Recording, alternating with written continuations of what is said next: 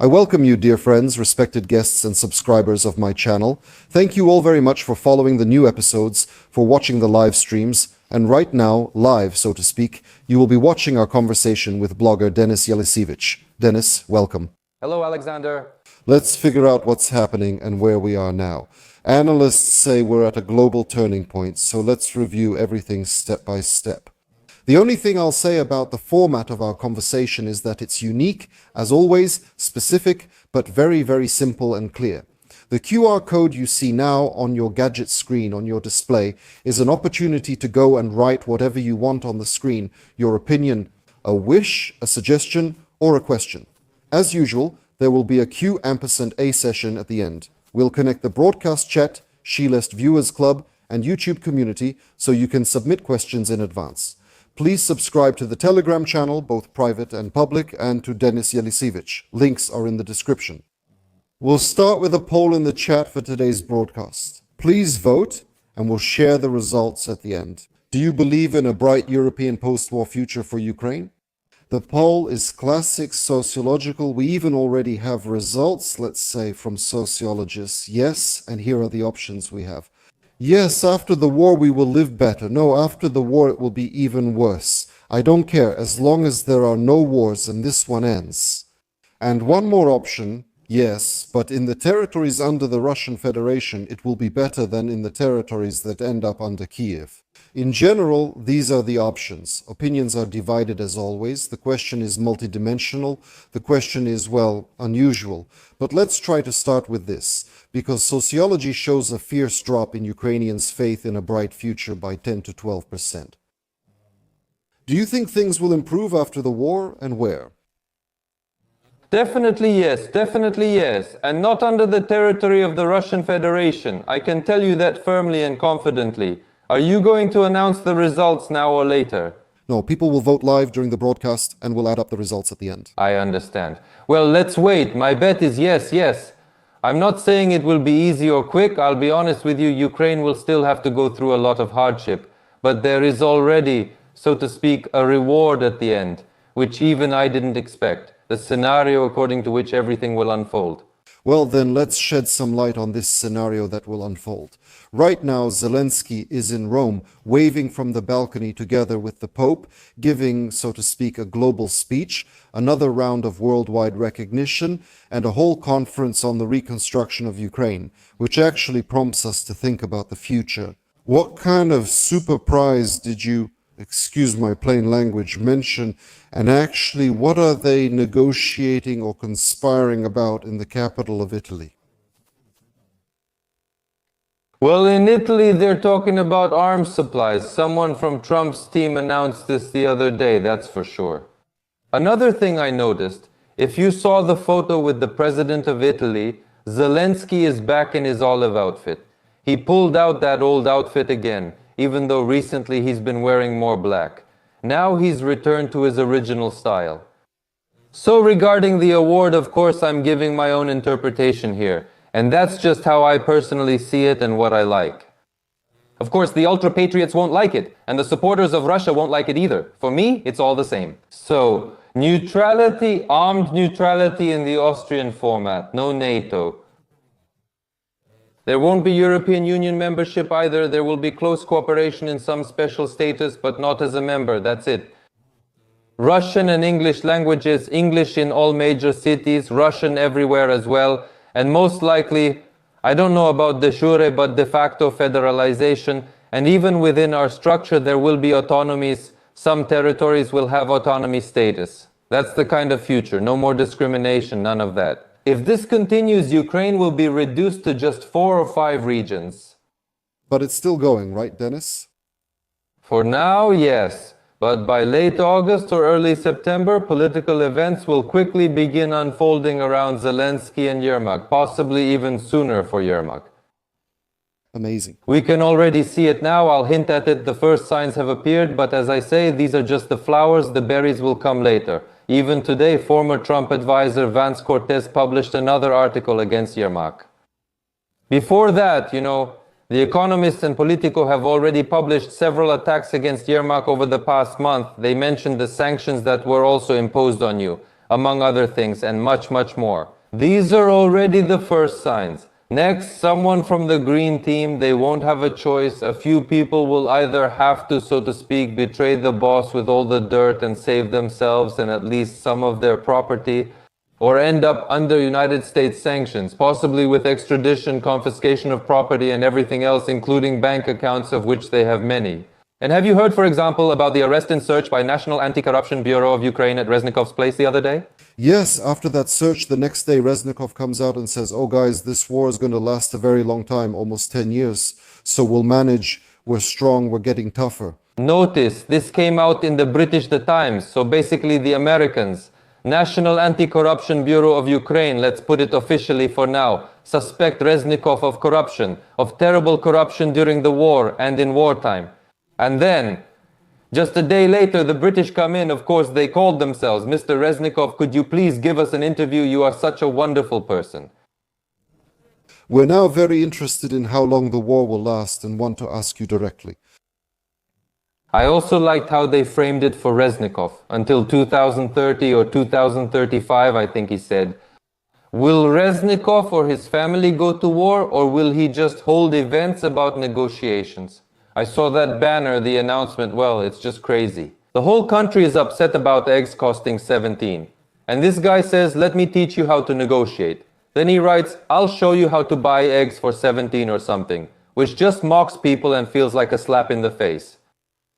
Here's also a very interesting point. There are behind-the-scenes thoughts and opinions about, well, first of all, what comes out into the light and gets publicity in the public sphere, that's for sure. Everyone was stunned. Ukrainian channel. I think it's Kyiv 24, well, the one, how they made those information channels now that broadcast across the whole country.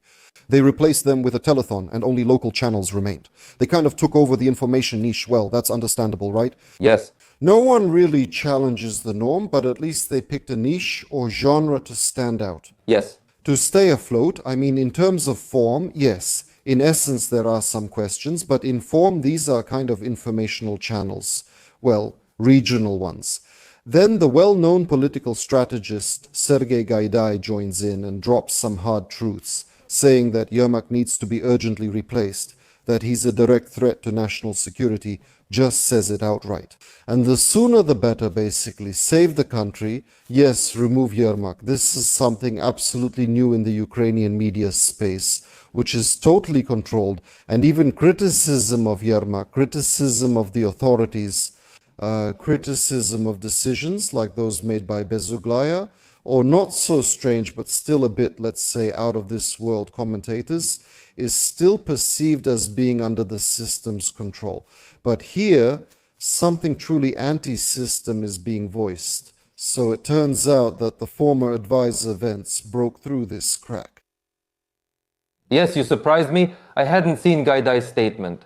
If this is the Kyiv channel, that's Klitschko's channel, right? Municipal? So first, this means Klitschko's approval. Well, that means they've made a decision there maybe to go head on, something Klitschko has always avoided. By the way, I used to criticize him for that. He was only interested in politics kind of on the sidelines, like I'll go to Germany, say that Zelensky is a dictator, come back and stay silent.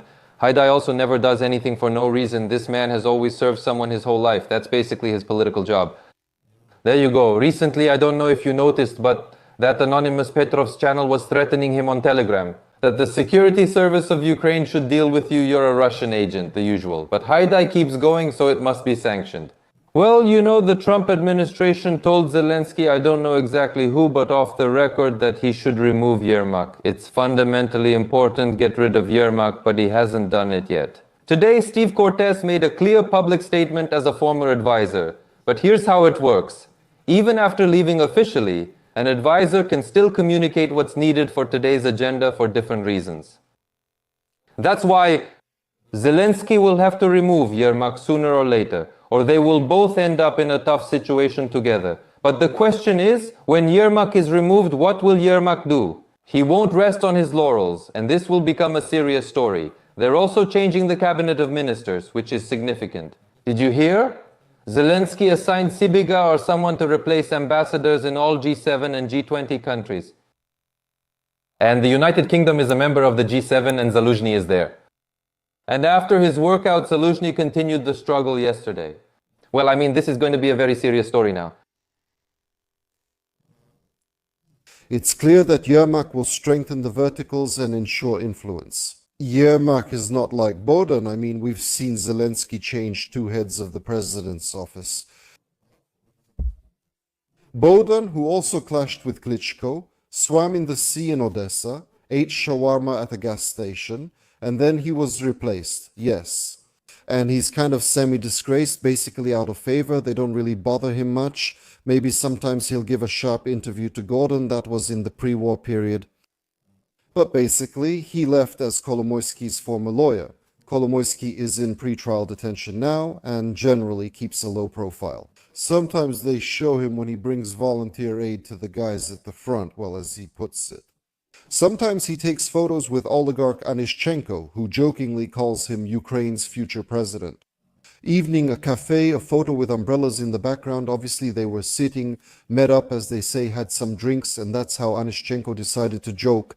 Well, this was happening for about half a year. But Yermak will leave with a lot of resistance, with a bang, and with a major reformatting of the system. Can Yermak leave amicably, keeping, let's say, some influence behind? We remember that Portnov was considered, the murdered Portnov in Spain was considered the curator of the judicial system there. And yes, people attribute different things to him. He's a peculiar person, but he kept some kind of lever or thread of influence over the judicial verticals for himself. Can Yermak leave like that? I'm just convinced that this is exactly the scenario they've prepared, and maybe it's already being discussed in the president's office. Let's do this to satisfy Trump and his administration, the Americans. Again, let's draw a parallel.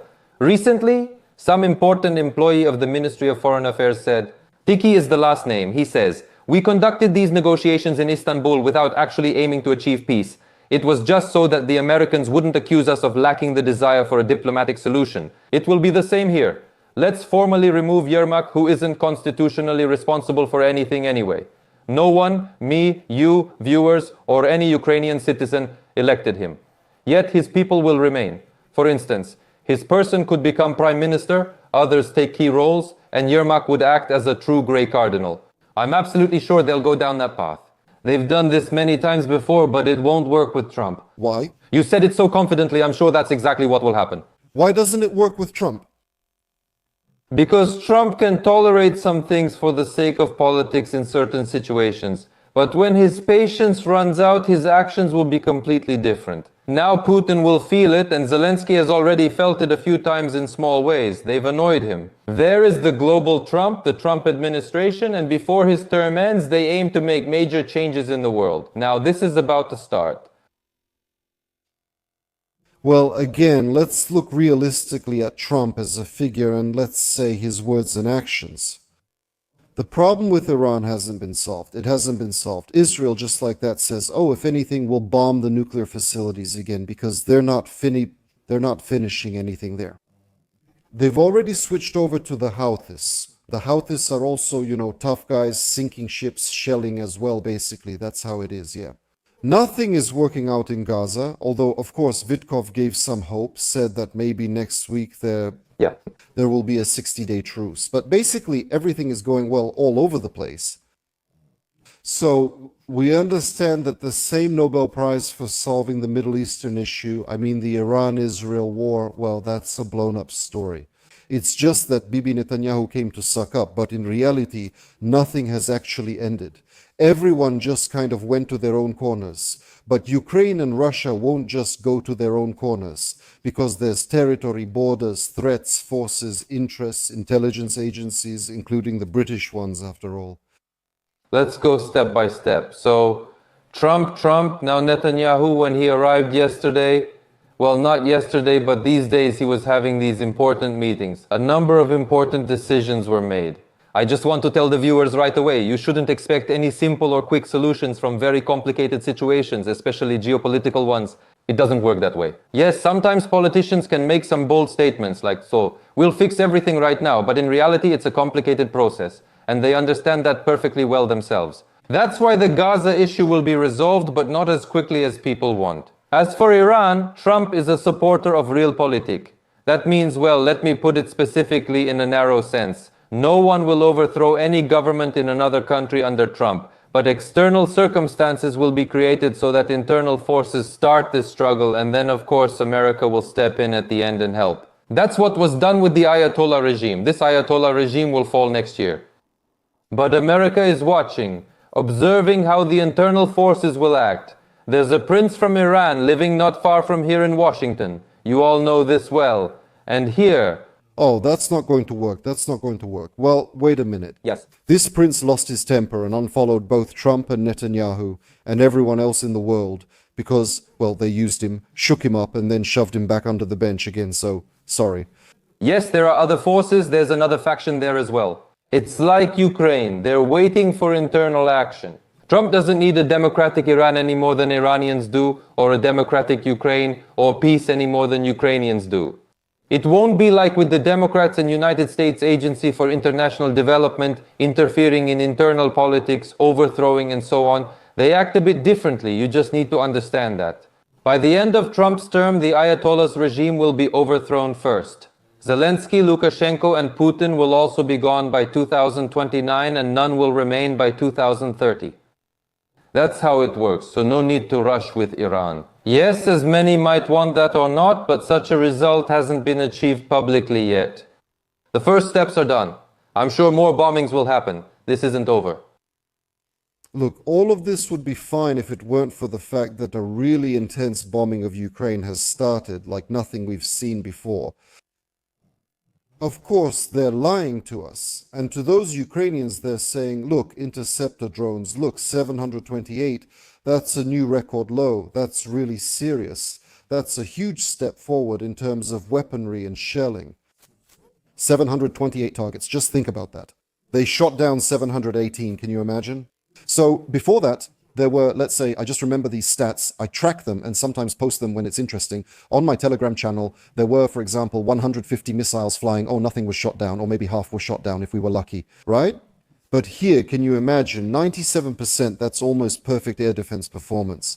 The air defense is working wonders, and of course it's thanks to the interceptor drones. And they're feeding us all this. Obviously, the targets that were hit weren't within the city limits, so there wasn't really anyone to film it on a mobile phone. Everything is kept secret, everything is covered up, but there's damage every time after these attacks. Moreover, the military tells us, look, 1,000 attacks, it's fine, we'll get through it, everything's okay. And people believe it.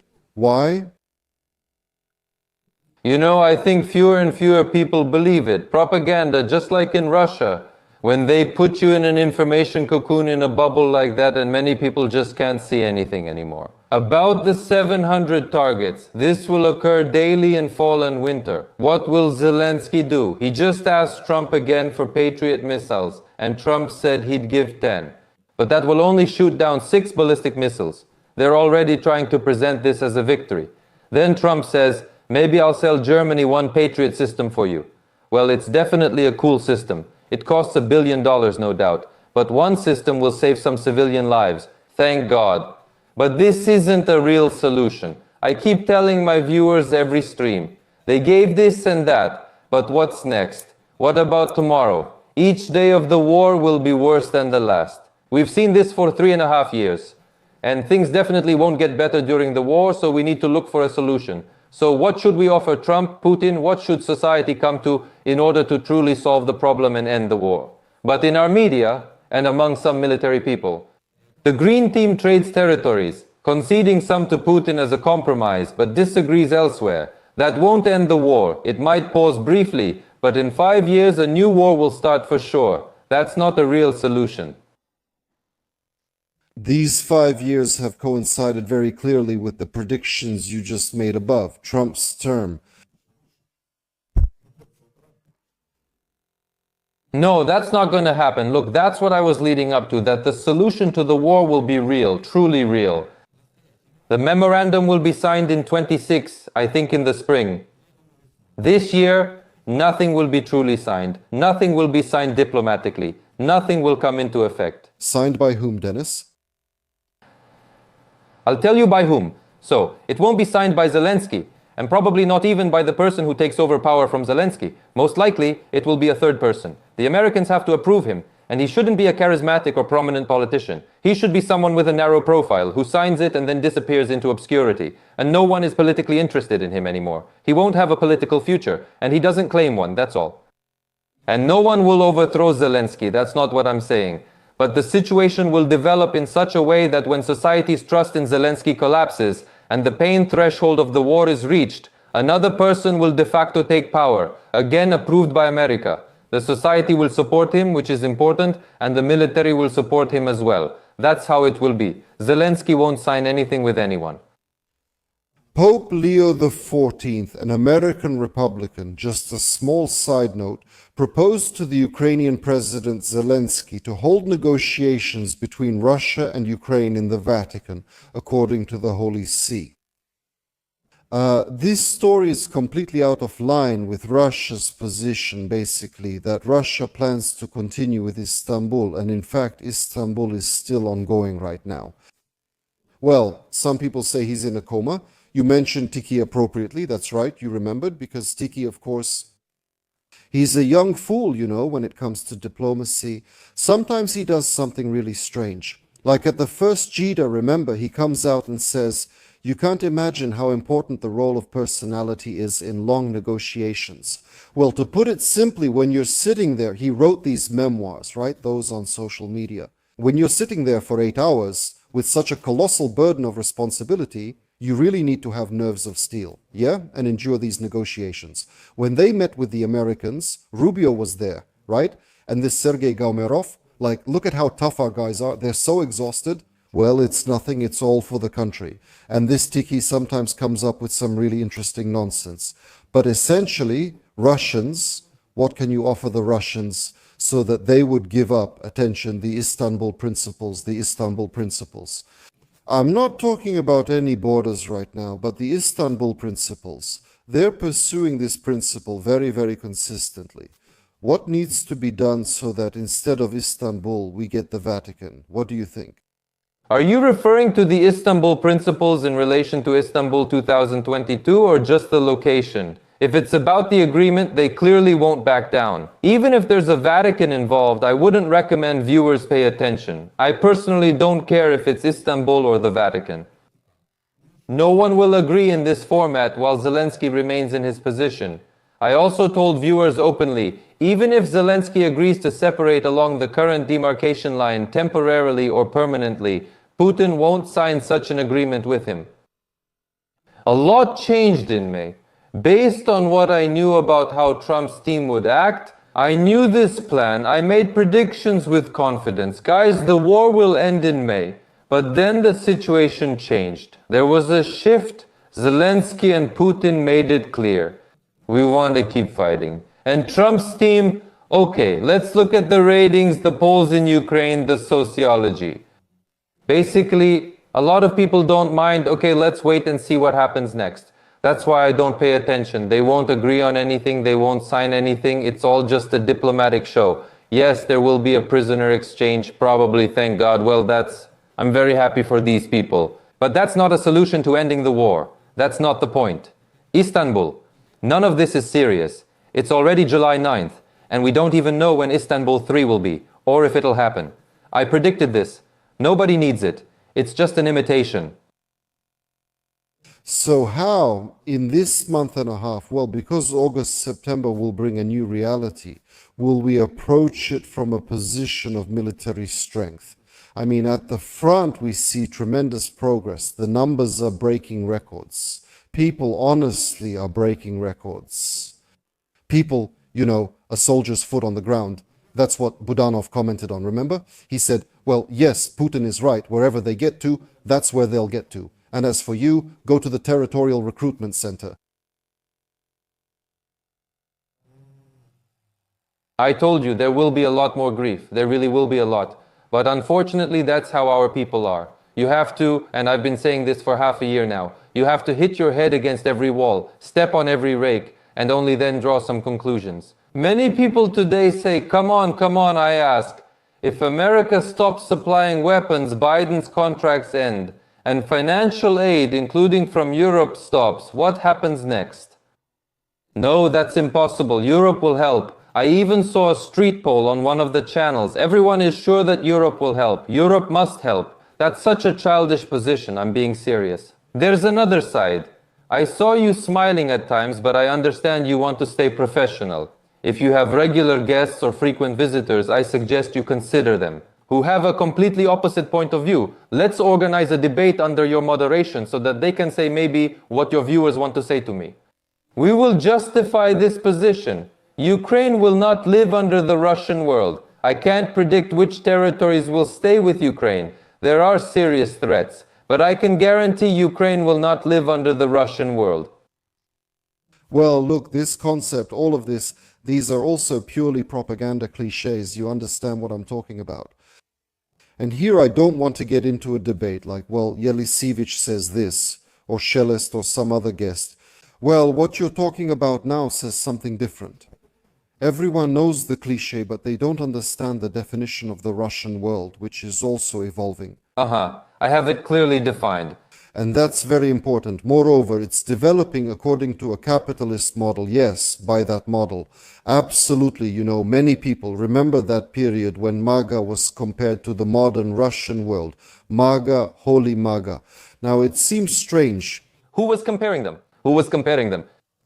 The Democratic Party's apologists, especially during campaigns. They're idiots, so why listen? That doesn't matter to me. They're zombies. We're having a serious conversation. You asked about the Russian world? I'll answer. For example, your guest Artyom Dmitruk is in London, suing Ukraine there, right? Yes. Why did he go to London? Because they have British law there, which, for example, you have very few guests or none at all with a reform program. I have one, and it will be presented very soon in great detail. And it includes a transition to British law. Artem Dmitruk wants to go to court under British law, in an honest and safe democratic country, but also says in a video, I would sit outside Putin's office if I could. We need to unite the triune Holy Rus with Putin and Lukashenko. Why didn't Artem Dmitruk go to Belarus or Russia right away? I'm pro-American, I live here, and I moved from Zelensky's regime to the United States because these match my values. Artem Dmitruk moved to Britain, and I agree about military intelligence 6 and military intelligence 5. Historically, they share America's values, and everyone goes to court in London. But Artem Dmitruk didn't do that, and others didn't either. I'm not blaming you. We're just discussing. So let's be honest. Why do people like Artem Dmitruk, who openly support the Russian world and even say so, not actually live there?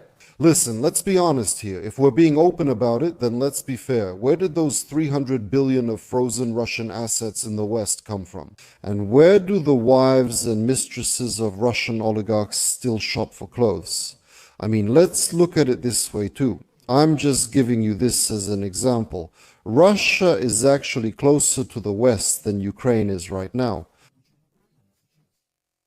Despite all the sanctions, I mean in terms of lifestyle, not Asia, not China, which said they wouldn't let Russia lose, but specifically the West. It's just that they run into these value deadlocks you mentioned, many things, and people rack their brains over it, even their destinies. That was my argument. I don't know if you planned this topic for our conversation, Alexander, but we'll have to go into more detail on this. So, regarding the oligarchs, if you don't mind, of course. About the oligarchs, they are participants and actors in the global economy, so their money will be in the West because they need dollars, euros, markets. They've had many IPOs on Western stock exchanges. These are public companies and so on and so forth. All their wives are there. All their children study there because this is already an element of adaptation and hypocrisy. They make money with Putin but want their children to live there. What can I say? Even Putin's daughter owns a gallery there and exhibits anti-war artists. And I ask myself, is this a protest against her father or is it just hypocrisy? Russian officials who criticize the West all have their children, including Peskov's, living there. I'm sure Peskov's bank accounts are also in the West. This isn't about closeness, it's just reality. You can't isolate yourself in Russia. Regarding capitalism, there is no capitalism in Russia. In Russia, there is state capitalism. That's a completely different term, a different definition, and in essence, it's fascism. And why fascism? State capitalism equals fascism, absolutely. And what makes it fascism? Because you... Wait, when you throw around words like that, just explain it simply. I'm not arguing. If that's your opinion, that's fine. But what exactly makes it fascism? Look, when Trump imposes tariffs on whoever he wants, what is that? Oh, calm down. That's just politics. They gave a month's notice and now they'll make a deal.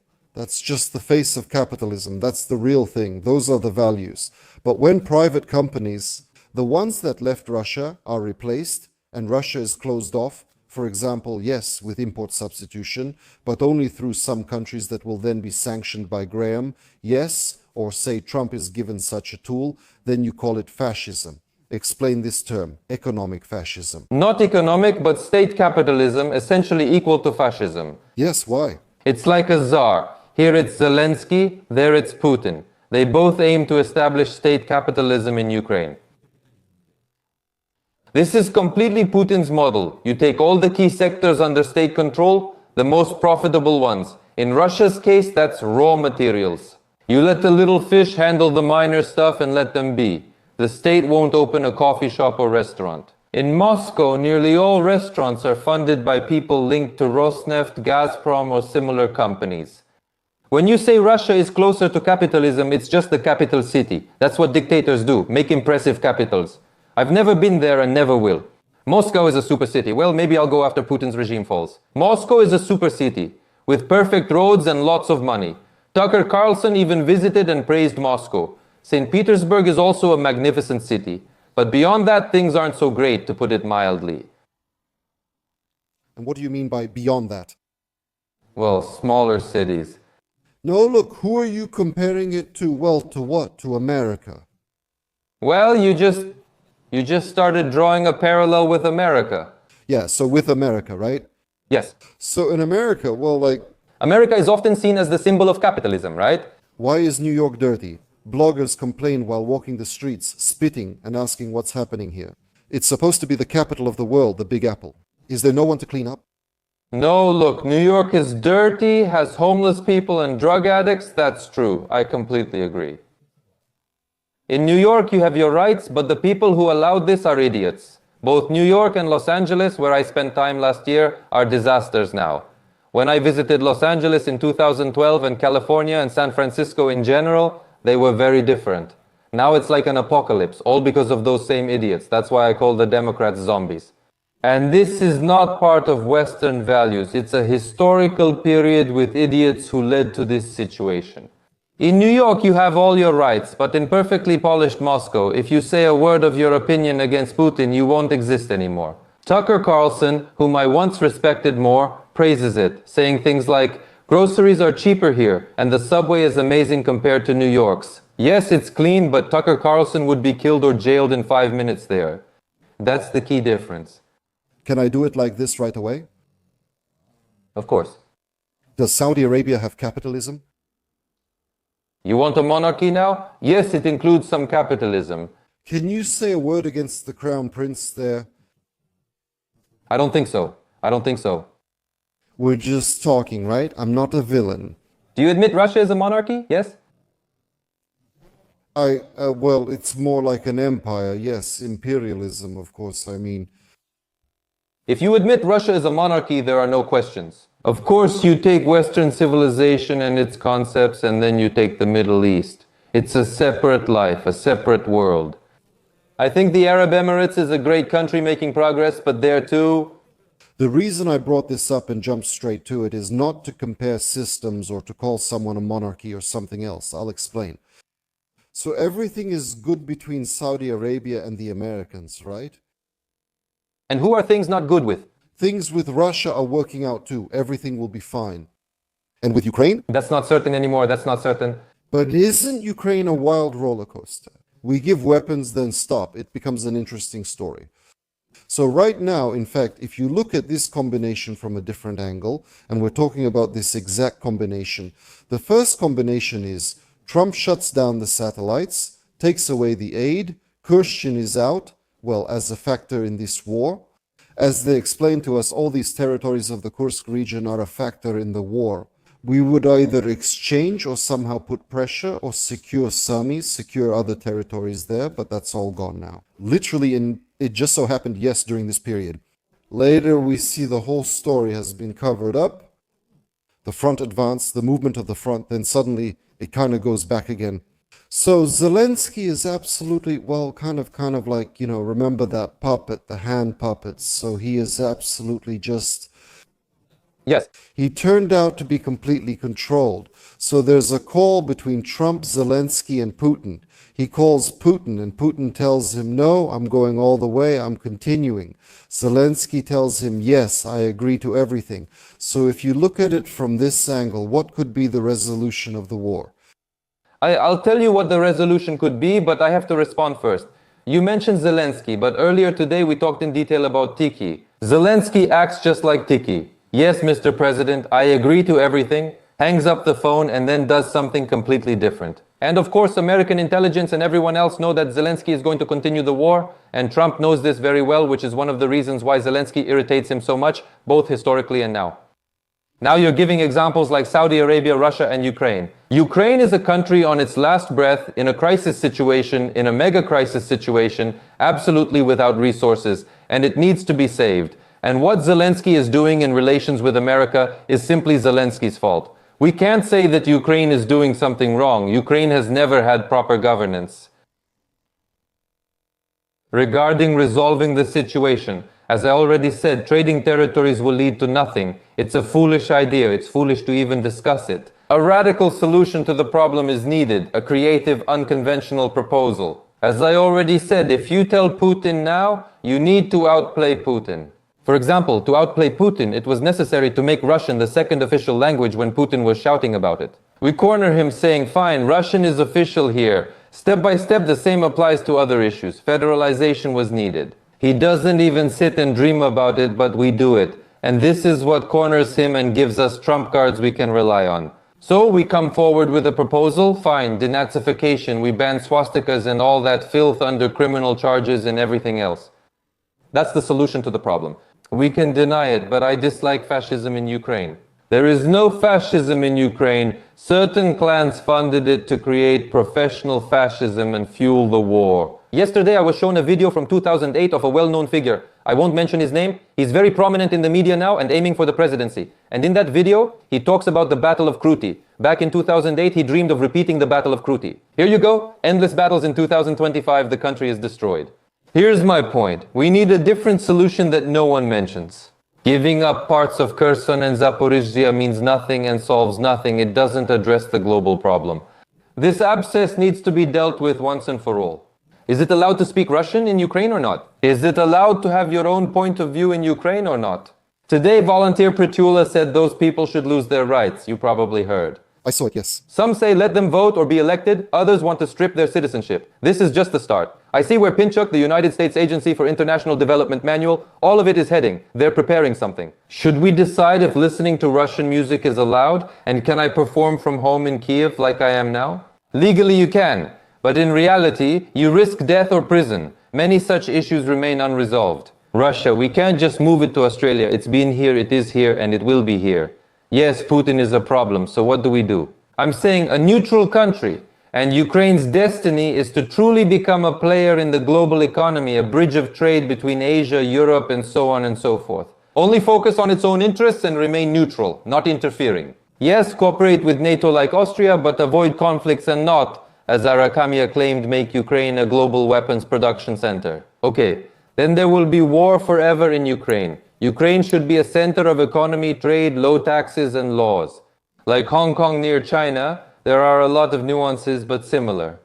And if they want to split up, look, let's model this. They split along the current line of demarcation. It might seem like a compromise, but the build-up in the country continues. All these praetulas, all this talk, like we need to take back territories, Russians and all that. Where will this lead? Only to a new war.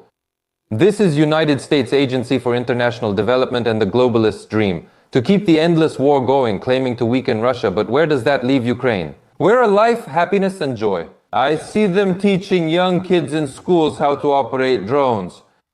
They'll leave by 9th grade. You can't teach them drones. Their parents will take them away. No one will remain in Ukraine. Ukraine currently has the fewest school children in 30 years. There will be no country, Pritulas will be shouting. Then a photo of the wife. The wife has a watch worth $30,000. Yes, that's how it will be. No one will want to live in such a country, so we must stop being hypocritical and admit that in Ukraine half the population speaks Russian and there are complicated historical issues. We need to stop spreading hatred. That doesn't mean bringing in the Russian world or what, God forbid, Dmitruk is suggesting. We are a neutral country, we trade with everyone. Yes, we are not friends with Russia. The early years will be tough, but eventually we'll need to start trading because that's how the modern world works. After that, I don't know what will happen. The word itself, trading a bit. Well, yeah. Trading a bit. So people understand it will start with small, cautious steps before moving forward, not full throttle right away. That's my suggestion, but no one else is proposing it. Right, because it's in the middle. You see what's happening now? Despite the artificiality of the war, it really is artificial. Why is it artificial? Because basically, on both sides, and you can't really argue with this, people are cut from the same cloth. Some might say post-Soviet cloth, right? A cloth with a shared history. The mentalities are similar. There are differences, but overall they're alike. Ingenuity, resourcefulness. Everyone laughed and made fun, for example, of the drones, like the net against drones, right? But then who wrote about it? The Financial Times or someone, that they bought fishing nets in Denmark and used them to cover some road. So they did exactly the same thing a year later, just under their own, well, basically it's all happening. It's an arms race. There's a testing ground operation going on, meaning Zelensky has found ways to prolong the war. He's bringing in American private companies, startups that are working on implementing artificial intelligence in weaponry development. And we're not talking about large batches or industrial scale here. No, of course, they're startups. They'll get there eventually. They need money, they need development, they need technology. They'll be selling packages, licenses. China, for example, will be mass producing components, or maybe some other country, I don't know, Bangladesh, Malaysia, wherever it's cheaper, it doesn't matter. They'll just look, they'll test out all their new gadgets, and then they'll sell them around the world and try to maintain some kind of leadership there, yes. That's the whole point of these startups. Trump, whether he wants to end the war or not, he can't just ban an American startup from cooperating or developing in America. That's just how it is. Thank God, yes. That's just how things work, you know, and there's nothing you can say about it. It's a startup, just a private company. But Zelensky comes out and says, America is helping us. America, you see, so we see this political game. Here's what I want to ask. Where can I go with all of this? Your opinion isn't popular because it's kind of neutral, right? I mean, people will say Eliseevich is totally pro-Russian, and no matter how much he criticizes Russia, even in our conversation, they'll say, look, he's talking about introducing the Russian language. How can we make it official again in Ukraine? Make it a state language. What is that betrayal? How can we trade with Russia later? Or have a neutral status? What is that betrayal? Our constitution says membership in the European Union and NATO. That's where we're headed. This is exactly what Putin wants. For us to give up the only Ukrainian language ourselves, to stop taking down monuments from certain things. Well, you get it. There's a whole sort of lineup. Yes. So basically, in your tirade, it's the same denazification. I mean, in the broadest sense. In Russia, they themselves get confused about what it actually means, except for, well, specific, you know, isolated people with lots of tattoos. But essentially, what you're suggesting now is fulfilling Russia's conditions, neutral, well, no one's oppressing anyone, no one's discriminating. The only question is about weapons, whether you can arm yourselves. But if you're neutral and not in any bloc, then arm yourselves as much as you want at your own expense. Look, I didn't say anything about territories. I said federalization, autonomies. The Americans, I'll tell you this, are considering a certain option. When anyway, what I'm telling you, the situation will come to this anyway. Maybe Donbass could return to Ukraine as an autonomous region. I want to clarify that. I never said to give Putin any territory. I'm suggesting a framework that could truly resolve the issue. About the Russian language, you say I might be called pro-Russian. No, I'm just honest, not a hypocrite. Those who push for Ukrainian all use iPhones with Russian menus, speak Russian at home, and even the president's office uses Russian, so it's not hypocrisy.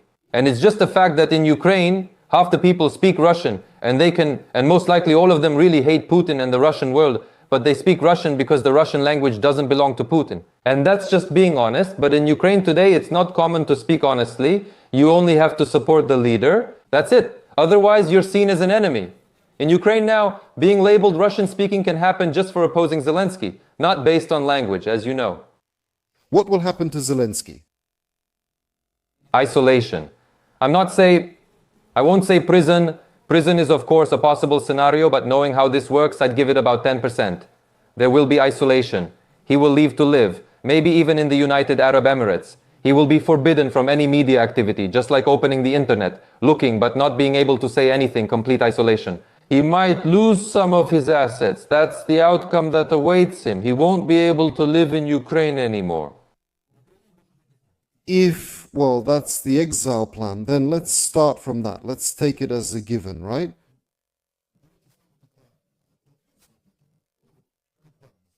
So, what will happen to the Tetsekashnikov system?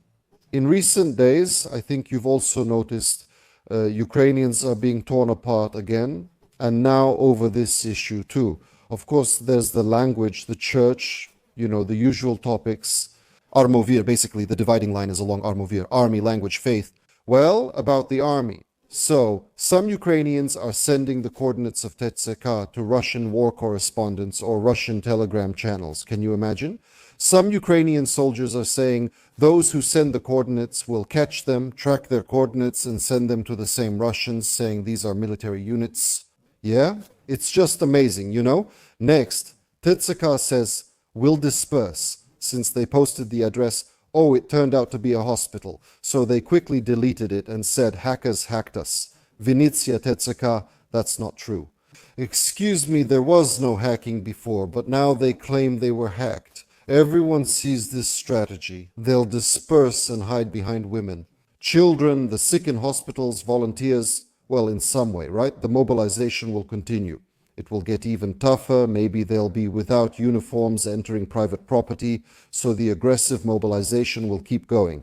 If you speak out against it, you're a draft dodger, you're an enemy of the people, so this is a rift in relation to the army. The military say, damn, I can't walk through a rear city in uniform, everyone avoids me, and I'm even scared that someone might hit me on the head from behind with a stick. They tell some interesting stories because, well, it can't be like this. And they turn to the security service guys. They say, security guys, how is it for you? I serve in a military unit. So it's complete chaos. It's divide and conquer. Yes. It's a really multi-layered story. What will happen to this regime, well, the TK vertical, when, let's say, Zelensky's regime and Zelensky himself go into isolation?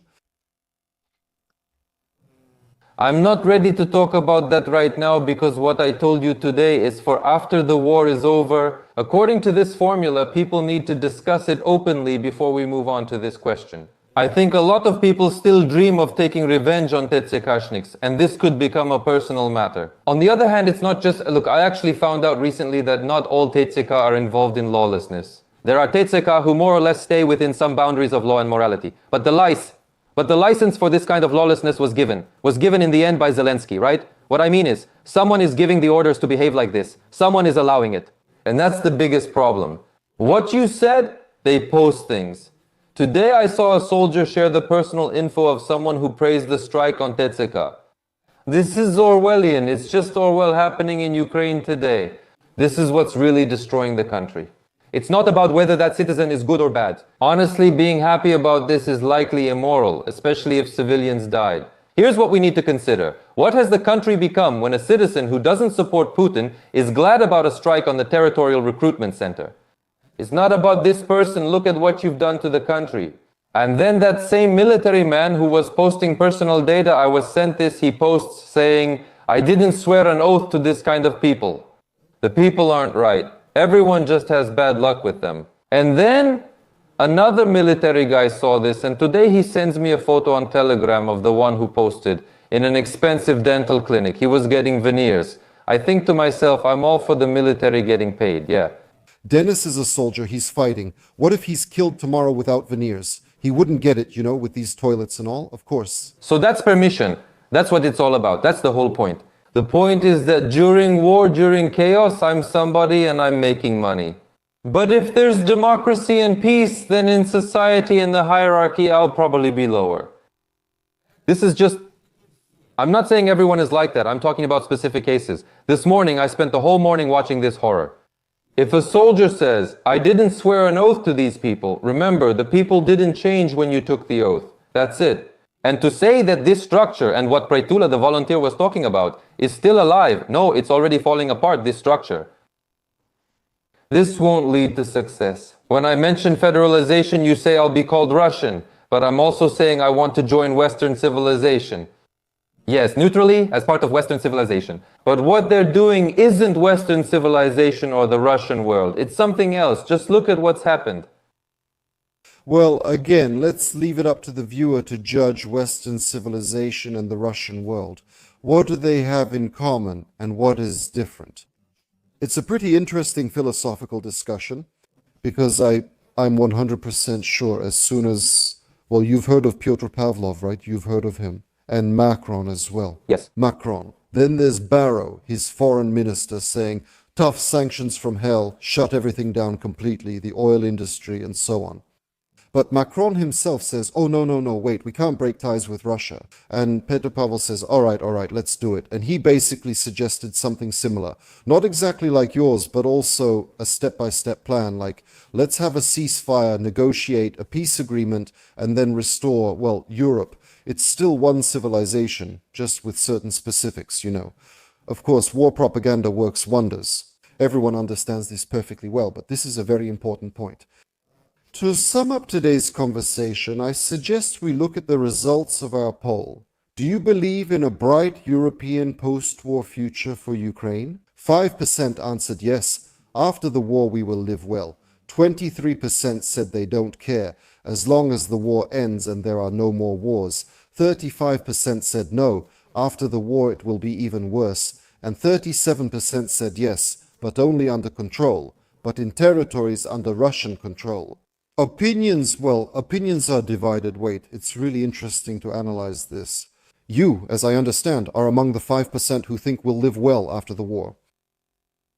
Yes, only after the war will we live well. That's kind of a joke. The country will need to be rebuilt, by the way, in Ukraine. According to the model I told you about, the people who will live there are those who are ready to rebuild the country, to be creative, to create, and to enjoy what they've accomplished. There won't be a mass return to Ukraine, I want to say that right away. And about Macron, what you said, coming back to that, Macron has decided not to enter into further political confrontation with Russia. Well, because it's also a matter of benefit here. I mean, the question is... Yes, that's why I talked with Putin and mentioned it first on my Telegram channel. I shared this information earlier. Essentially, Macron is ending his active public support for Zelensky. Well, we'll see. For now, it seems like... No, it's clear that the coalition of the willing is just empty talk, but we'll see. Let's just wait and see how today's Rome meeting ends, because they will also be talking about rebuilding Ukraine, and there will definitely be statements today from Macron as well, from Merz, and from everyone else. All right, let's move on to the questions, friends. The YouTube community, well, basically it's blitz mode. We'll go through them quickly, and then we'll move on to the chat as well. Let's do it. Lena Vostroilova question, if there is a disgraceful government, is a disgraceful world an inevitable result? No. So, can a disgraceful government create lasting peace? Well, a disgraceful government, as you say, will do whatever America agrees to, and America won't settle for just anything. Miroslav, hello. Why does no politician mention that for the pressure on the Kremlin from Europe and the United States and the militarization of Ukraine, it's Ukraine and Ukrainians who end up paying the price, not those who can't do anything? Thank you. Alexander, interpret it if you understood the question. Why is it that basically Europeans come out and talk about how they're going to defeat Russia, but in the end, it's us, Ukrainians and Ukraine, who pay for everything? While it doesn't concern them at all? So that's the plan. I get it. That's the plan of the globalists. That's the whole point. To solve some of their own issues and rearm themselves while Ukraine is weakening Putin. Piotr, question. Zelensky is in Europe again with Macron, Merz, Starmer, and others. And we, and not just us, know perfectly well what they're all going to say. They repeat the same things every time. Don't you think that all these meetings are purely ritual in nature, kind of like yesterday when Macron was shown around Windsor? Yes, all the meetings with Merz, Macron and Starmer are now just ritual, as Starmer will soon stop being Prime Minister in Britain and won't make decisions there. They can't refuse to meet Zelensky, so they just go along with it. It's really all pointless now. Sergei clarifies, in Norway, all the largest companies, well, I can't pronounce them all, but basically oil and gas transportation, gas, Norsk hydrometallurgy. State-owned ones too. All state-owned. Is it capitalism or fascism in Norway? You know, people who want it this way, let them answer one question. Why does Ukraine still have 3,500 state-owned companies after 33 years despite war and widespread destruction? That's why, even in Ukraine, the state runs the biggest things. Let them explain why it's inefficient and there's a war. Because we are a post-communist country, and Norway is not, so we can't take Norway as a model. For 33 years, we've only changed last names, but state companies remain. We're a poor, corrupt country, and Ukraine's state-owned companies cause this corruption. Everything should be privatized, even the roads. Javier Milei in Argentina is privatizing 9,100 kilometers of roads, and he shut down the Argentine equivalent of Ukravtodor. These are all schemes for money laundering, making money, and stealing. That's the whole point. Not to keep going in circles for another 40 years. A user writes, does your guest really believe that people in Russia don't understand that the West isn't fighting for democracy, as he claims, but is only trying to seize Russia's resources for free? Well, that's brainwashed thinking. I don't even want to discuss anything with people like that. That's brainwashed thinking. They want to take from Russia. Who has attacked Russia recently? America, NATO? Who? Where is there any precedent, even a small amount of Russian land being taken? When did that happen? Ukraine after the war, yes, well, during the war. Russia likely attacked Ukraine. What are you talking about? Are you talking about Kursk? Kursk, yes. So did we take something from them there, some kind of mineral or something? That was Zelensky's adventure, by the way, which failed. It was absolutely a mistake, 100%. And this happened during the war. Question. How did you live in Biden's terrible democracy if, according to you, Biden was killing America and the great trampoline came to save it? Only the American population was more satisfied with the Democrats, Ruslan writes. Ruslan has never been to America and knows nothing about it, yet sits in Russia claiming to know everything about America. In America, thankfully, it's not a monarchy like Russia. Here, Trump or Biden don't control everything. There are checks and balances, an independent court, and many other things, including the Senate. That's why things aren't decided easily here. Under Biden, democracy had its nuances. For example, Trump's social media accounts were blocked, and fake criminal cases were opened against him. It's a disgrace and an exception to the rules. Trump's words about how Biden was killing America, and then immediately started trade wars with a weak economy. China is much stronger than America, and there's no need to talk about dictatorship. What a terrible dictator she is, whose population is actually satisfied with everything. The top global economy. The United States is the world's top economy at $27 trillion. China has 19, it was approaching 20. That's the first thing. China is the world's second largest economy. But these are the people who ask these questions. Recently, a woman wrote to me during a stream, "Why are you against Lukashenko?" I live in Estonia, I come to Belarus, and there are 10 kinds of dry-cured sausage there. These are people satisfied with 10 types of dry-cured sausage and nothing else, and a czar. I don't want to draw parallels between dry-cured sausage and the Tsar or Tsars because, well, that's a matter of taste. I remember, you all remember too, people seriously used to say that the Soviet Union was being destroyed. It was destroyed by genes, chewing gum, all that stuff, that version, like ideologically. And how everything in the West was abundant and wonderful after the Union collapsed.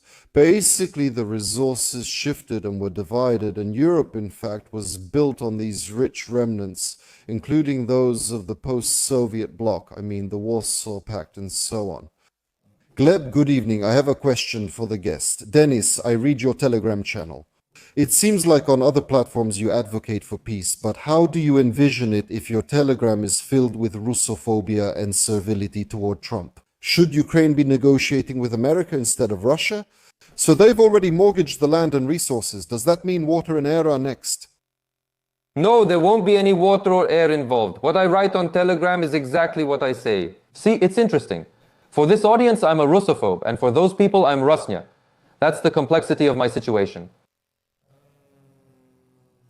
Alexander, it's the same story. What can I even say to people like that? How am I a Russophobe, and where have I ever supported the war? What kind of servility toward Trump? People find it easier. They say, who's that? That's Trump. Today, Trump represents my values. In the future, maybe Elon Musk will. I already support him and will keep supporting Elon Musk. All right, let's check the chat. So, why does Eliseevich, Vikusya, why does Eliseevich keep spreading the ridiculous narrative that only Moscow has a good life in Russia? He can't just Google other Russian cities with over 1 million people like Moscow. The others aren't worse either. Well, I'm happy for them, all right, thank God. If that level of freedom suits them and all that, I don't mind. I don't want to trouble Russians. I'm focused on Ukraine. So, well, here's a direct user question. Is Eliseevich ready to debate with Murayev? Yes, with anyone. To debate with Murayev. There you go. People are asking. So, it seems like there was some kind of glitch regarding, as I understand. Well, let's try to figure out everything related to this now. I can't read your question. Yes, the one that's on the screen. People during the broadcast. So, all right. I see here it's like some people support the channel, and there are also people who criticize you. There's that kind of audience too. He says, God forbid you get into politics. Are you planning to go into politics at all or not? You always call me a blogger, but I'm an entrepreneur, not a blogger or politician. YouTube is just a passion and a way to communicate, nothing more. I don't know, only in special cases. So, Valeria Fyodorovna is asking you about your father. Is this something personal or public? I can't quite understand. I don't know why she's asking that. Uh-huh. Why does Eliseevich ban people for their opinions? How is he different from Zelensky? Oh, really? Telegram is private property, but Zelensky is a country's president. I haven't jailed, disconnected, expelled, or killed anyone. Sergey, why isn't the Epstein case being made public? Where did that minute of video go? Was Trump on Epstein's island? No, Trump was not on Epstein's island. I've heard a lot of theories here in America over the past few days. It's a very bad incident, and everyone in America is talking about it today. Explain what it's about, because many viewers don't understand. Epstein, who died in prison, well, he had, let's say for YouTube, some, let's call them specific meetings, just to be as careful as possible, you know. I was just discussing the Russian Ministry of Transport, and then YouTube flagged me saying, oh, you have some kind of dangerous video there, well, about the Minister of Transport. Yes, I understand, yes. It flagged it saying, that's it, it's dangerous, they're blocking it, God forbid it's spreading. That's why I say Epstein organized specific meetings. He died in prison, a minute disappeared from the released video. The FBI officially came out and said there's nothing there, basically, there's no case, nobody's involved with anyone. In short, everything's fine, and Trump isn't there. There are no lists, they said, there are no lists. Yes, there are no lists. But at the same time, it was constantly announced that there were lists and that they would be made public, but they weren't. And that's what all the fuss is about, yes, and the scandal. Well, I mean, it's a blow to Trump either way. Absolutely. That's minus a minute, that's a serious blow. Absolutely. Nikita Kolesnikov, why does Eliseevich think that every country in the world needs holy democracy? Every state has a different mentality. It's not suitable for everyone. I absolutely agree, 100%. But I'm not trying to change, for example, Russia. Just don't attack your neighbors, that's all. Live there, even officially recognize monarchy if you want. I don't mind that. It's their choice, not mine. Uh-huh. Okay. They're asking about taxes. whether taxes suffocating entrepreneurs in America? Taxes aren't extremely high. People just focus on the numbers without understanding the system's nuances. They're high, but not disastrously so, unlike in Europe. There's no value-added tax here. That's the most important thing. Please ask, how much longer and for how many more years will the damned Soviet legacy keep throwing crap into our pants? Is this a reference to whether the Soviet legacy is good or bad? I can't say. Me neither. That's why I can't answer that kind of question. So, that's also a paradox. People write in the chat, the guest is not interesting. Here, Elena writes, the guest is very interesting. Well, guys, that's how we live. I mean, that's the thing. Thank you very much for reacting and writing. In any case, don't stay silent. You need to express and present your point of view with arguments, right? Absolutely. Try to have a discussion. That's what these platforms are for, so we can speak more or less freely, even though there are sanctions and other things with VPNs and so on. Why are Macron's opposition members dying en masse? They're asking you. What do you think about this? If you mean Le Pen in a figurative sense, she hasn't had her final say yet. Literally as well. There was a person who knew something about Macron. Well, there was a recent, yes, a brutal death there too, so that's why... So, I must have missed something, but in Europe the right wing will win. That's 100%, and Macron won't last long either. Yeah, what do you think about the Ukrainians who left the country? Nothing bad. It's a personal choice. As a capitalist and libertarian, I reject all collectivism and support only individualism. A person's life belongs to themselves. Yes, friends, thank you all very much for the discussion and for the interesting, let's say, comments. The modern Ukrainian government focuses on Russification and selling resources. Without war, what prevented it from selling itself to destroy Russia, which it is doing now? And without war, it's probably not interesting for philosophers. There was never an intention to sell. Zelensky chose one path but was later re-recruited, compromised, and switched sides. That's it. That's how it happened. Yes, friends, thank you all very much for joining this live broadcast. Dennis, thank you for your time and thoughts. Thank you for the invitation. Take care, sending kindness and light. We'll see each other again. See you soon.